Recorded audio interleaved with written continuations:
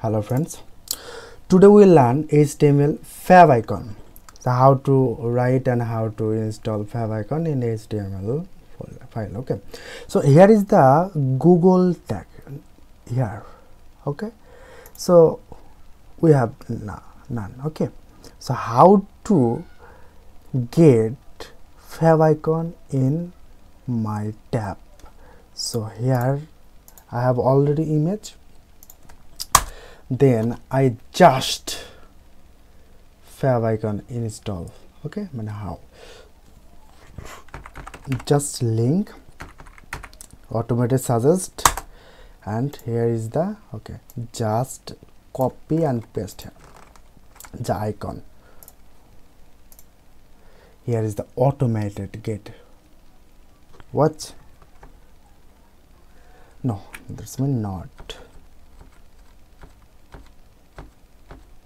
Okay, here is the favicon. I hope you understand how to write. Here is the favicon, the link tag, then short rel, and then it's type means image x icon. Okay, I hope you understand. See you soon next video. Bye bye.